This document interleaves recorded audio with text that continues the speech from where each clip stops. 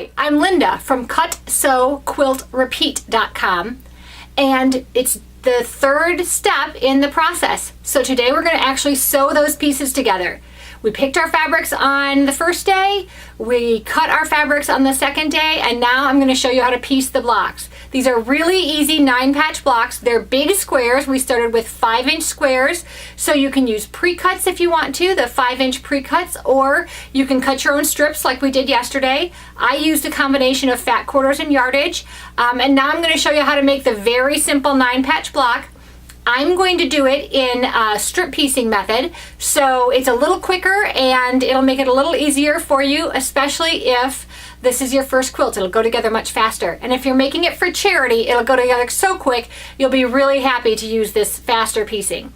But if you are using pre-cut squares, you just sew the squares together in rows. But I'm going to show you how to do the strip piecing method and then cutting. So let's get started.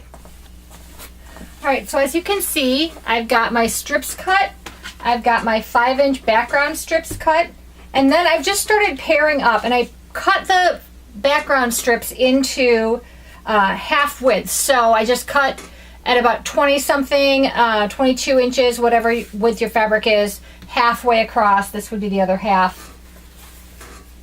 And that way, since I was using some fat quarters and some yardage, the strips that I cut previously, the colors, they'll match up. So I'm just going to randomly pick colors. I'm going to make sets that are a color, the background, and a color. And then I'm going to make sets that are background, 2 background pieces, one on the outside, one on the other outside, and then a color in the middle. And I'm going to make twice as many sets of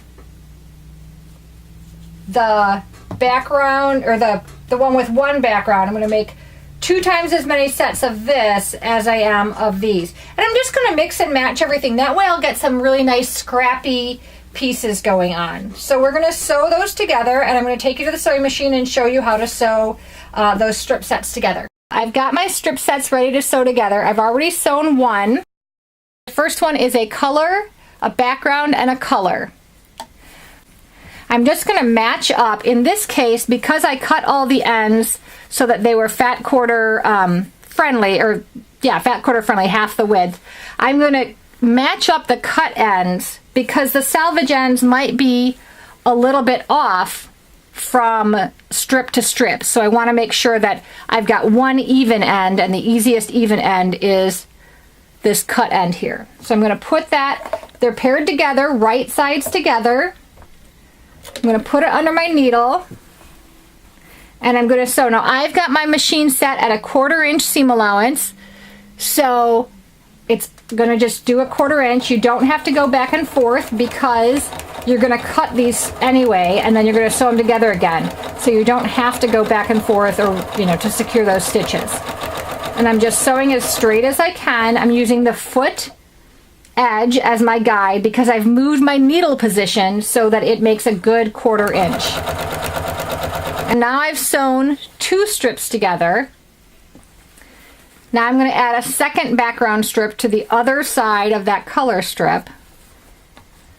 And then I'll have my strip set done. And again, I started at the edge that was cut as opposed to the salvage edge, because we are going to trim off those salvages as we cut squares. We're going to cut from the cut end rather than from the salvage end, so that we're not, again, using those salvages in our quilt.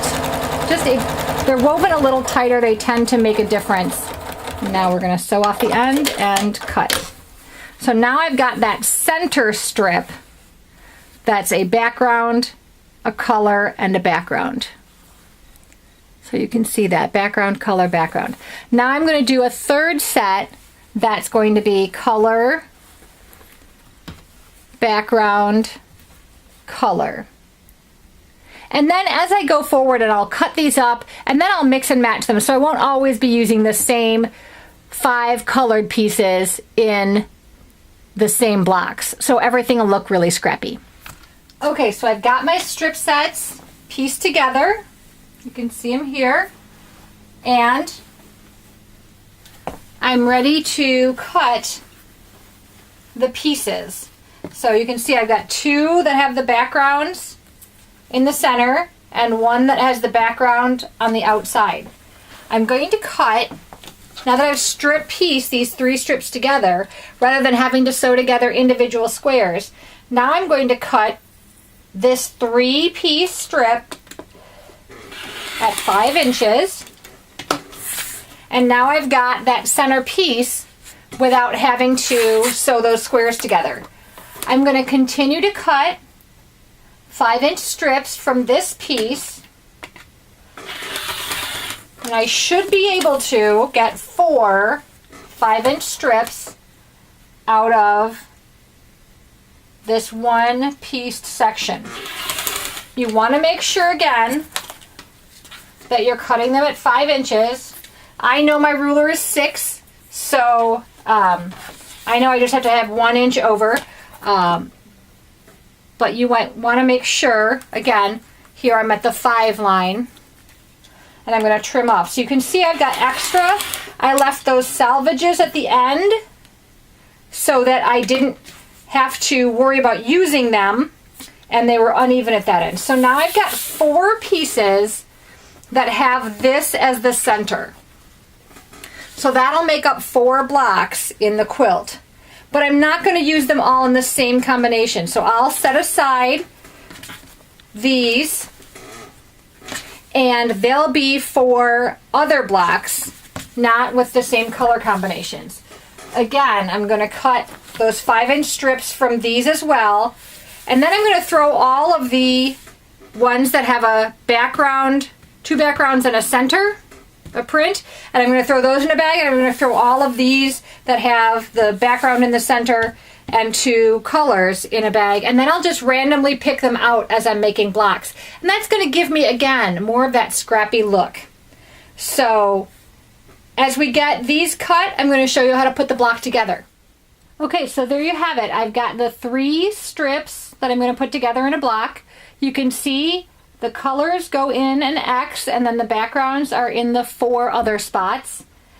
I also wanted to show you I press those seams toward the brown background fabric, so when I sew them together, those seams will go in opposite directions, so it won't get lumpy there. They'll just kind of nestle together. We're going to match up the ends. I'm going to use a couple of pins. So put a pin at the end for now, so you can see those seam allowances will nestle up against each other. And that just helps to alleviate the bulk as you're sewing over that seam, and it keeps your intersections nice and clean, so they match up nice. If it's your first quilt, you know, while I would love to say, oh yes, everything should be perfect, I don't believe everything has to be perfect. Sometimes, as they say, finished is better than perfect. So do your best to make that match up, but don't stress yourself over it. As you get better, that'll be easier. So I'm just going to use, as you can see, I'm not using a lot of pins, but I did use a pin in both intersections, pinning those seam allowances down because I want that to be as flat as possible. So 2 there, and I won't sew over those pins. I'll take them out before I get to them, but as I'm getting up to that point, it'll be easier to keep things accurate. So again, I'm putting my pieces under the foot of the machine. I'm going to sew at 1/4 inch. As I get to those pins, I'm going to stop, pull out the pin, take another stitch or 2, pull out that pin, and then sew again using that 1/4 inch. So you can see now I've got 2 strips together. I've got pretty good intersections here. They're nice and tidy. They match up pretty well. So then I'm going to sew the 3rd piece on in the same way. Again, pinning those intersections. And you can see the block is finished. Now I'll press that, and I'll probably press that toward the center just because there's more background that way, and it won't show through some of these light fabrics. But there I've got a finished block. I'm going to make 18 more finished blocks, and then we're going to sew them together into the quilt top. So now I've got all of the 9 patch blocks pieced, and I'm going to sew the blocks together in rows.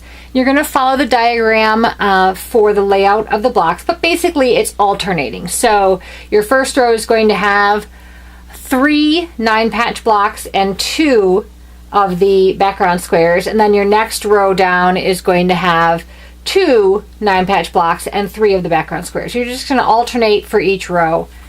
And when you sew the blocks together, you're going to match up the 2 blocks, and just make sure that if one is a little off or a little longer, you want the longer one on the underneath side. Plus, I always like to, if I can, sew with the piece, in this case the 9 patch block, on the top, so I can watch where those seams are laying, and have the piece that doesn't have piecing, if possible, on the underside. So I'm just going to put a couple pins in there to hold that seam allowance in place and to keep everything centered. And again, we're even at that end, we're even, pretty even at this end, and as that feeds in the machine, it will even out a little bit. So we're just going to put in a couple pins, one at the end because I want that to meet up, and sew them right side together. And then after we do that, we sew that seam, then we'll press toward the background piece and then continue across the row. So now that I've got each row of the quilt together, I'm going to sew the rows together, and then we'll be done with the quilt top. I wanted to point out I'm doing it block by block, so I want to make sure that my 2 blocks meet up, and hoping you can see this. You can see the 2 seams are butted up here. I'm going to make sure, press those seam allowances with your fingers, just kind of nestle them toward each other so that they're nice and snug, and then put a pin in each seam allowance.